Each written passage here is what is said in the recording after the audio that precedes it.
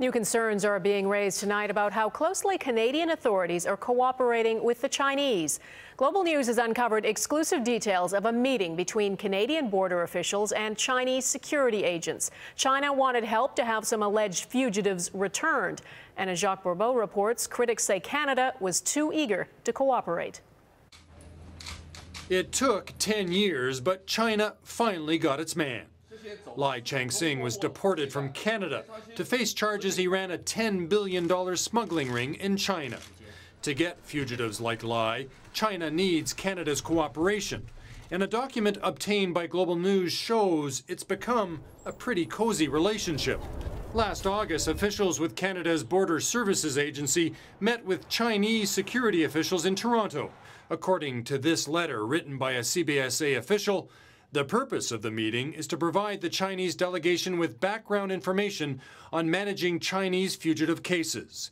As well, the Chinese officials wanted to discuss two specific cases which are alleged fugitives from justice in China and give the CBSA evidence to prove the case. The CBSA is becoming the tool whereby Canada complies with the request of China to send their nationals back.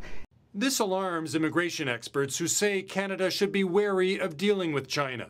A U.S. State Department report says of China's legal system, there is torture and coerced confessions, a lack of due process, closed trials, political control of judges. Well, as I read the letter, they seem very interested in what the Chinese officials have to tell them.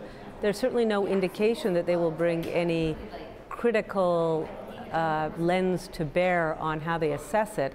Lauren Waldman has seen firsthand the reliability of Chinese investigators. He cross-examined one brought to Canada to testify at an immigration hearing. On the stand, the Chinese official denied anything happened in Tiananmen Square in 1989.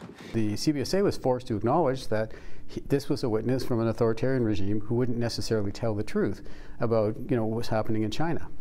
And yet, having acknowledged that, they're still dealing with these officials, and they're still doing their bidding. Legal experts say if China wants fugitives returned, Canada shouldn't be deporting them.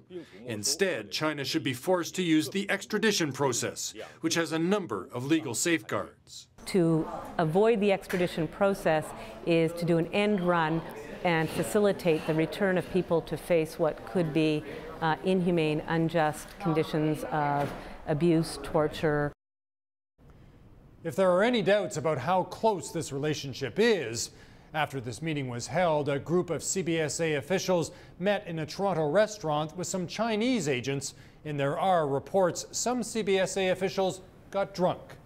We asked both the CBSA and the Public Safety Minister for interviews. We haven't heard back from either of them. Donna? Jacques Bourbeau in Ottawa, thanks.